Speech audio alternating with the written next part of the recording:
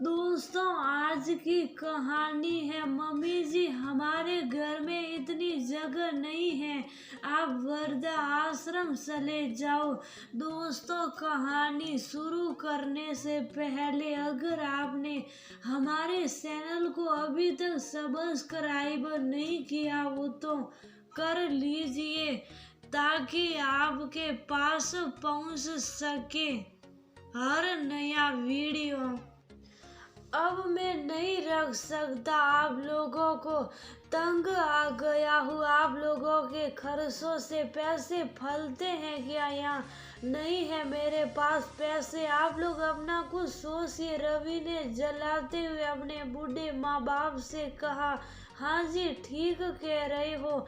एक तो इन्हें दिन भर कभी पानी, कभी चाय और कभी काढ़ा, अब मुझसे भी नहीं होगा इनकी खिदमत, मैं भी नहीं झेल पा रही। बजट गड़बड़ कर दिया इन लोगों ने, मेरे फेशियल का पैसा निकल कर जा रहे। दोनों पति के सह पर बोल गई, अब हम कहाँ जाएंगे? माँ बाप अपने बच्चों के पास नहीं रहेंगे तो? रवि के पापा कांपते हुए बोले, हाँ रखा है ना, अब तक एक घर था वह भी अपनी लाडली बेटी के कारण बेच दिए। सिड़सिड़ाते हुए रवि ने कहा, बेच दिया मैंने? जब तुम लोग शादी में कुछ भी मदद करने को तैयार नहीं थे तो मैं क्या करता? मजबूरी थी, घर बेचना पड़ा। तुम लोगों की परवरिश में मैंने क्या कमी की है? कम तनख्वाह की नौकरी थी, तुम दोनों को पढ़ाया और तुम लोग अच्छी नौकरी भी पा गए। तुम्हें तो पता ही है कि तुम्हारी बहन की शादी में लड़के वाले पहले बोले कि हमें कुछ नहीं चाहिए और शादी के दिन जब नजदीक आ गए तो पैसों की मांग करने लगे, पैसों के लिए मुझे जलील करने लगे। सूखी शादी की बात चारों तरफ फैल चुकी थी, इसलिए अपनी इज्जत बचाने के लिए मैं घर को गिरवी रख दिया। मैंने यही सोच रखा था कि मेरे दोनों बेटे घर का गिरवी का रकम देकर उससे छुड़ा लेंगे। जब तुम लोग नहीं कर पाए तब मजबूरन मुझे घर को गवा देना पड़ा के राजेंद्र बाबू रुआ से हो गए। तब भी बेटे का मन नहीं पसीजा और कहा, आप अपने लाडले बेटे रंजन के पास क्यों नहीं चले जाते? मैं फोन लगा कर दे रहा हूँ, कर ले बात। फोन लगा, उन्हें पकड़ा दिया। धड़कते दिल से उन्हें फोन पर कहा, बेटा रंजन, हम तेरे पास आना चाह रहे हैं, छुट्टी लेकर हमें यहाँ से ले जा। आप लोग हमारे पास नहीं, मेरे घर में जगह ही कहाँ है? मैं तो सभी किराए के मकान में रहता हूँ, इतना के उसने फोन काट दिया। इधर बड़ा बेटा रवि भी उल्टी सीधी बातें करने लगा जो उनके हृदय को भेद रहे थे।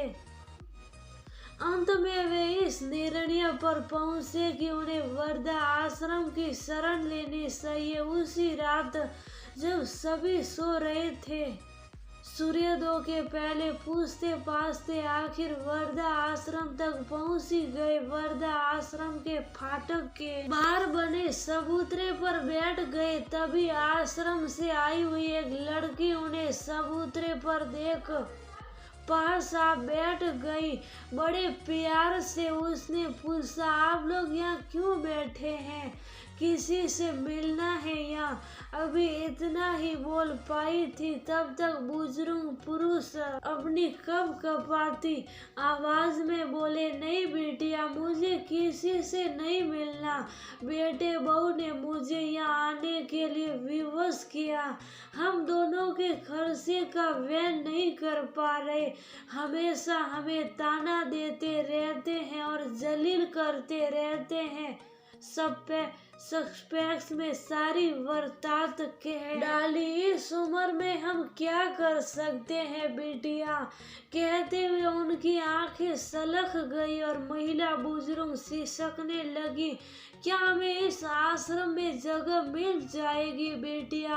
हाँ, क्यों नहीं। उस लड़की ने उनके हाथ अपने हाथ में ले लिया और बड़े प्यार से उन्हें आश्रम के अंदर ले गई और जब सबसे परिचय करवाया और मिलवाया, सब कुछ व्यवस्थित कर वह लड़की चली गई। वह सुबह शाम यूं ही इन बुजुर्गों के साथ कुछ पल बिताया करती हैं।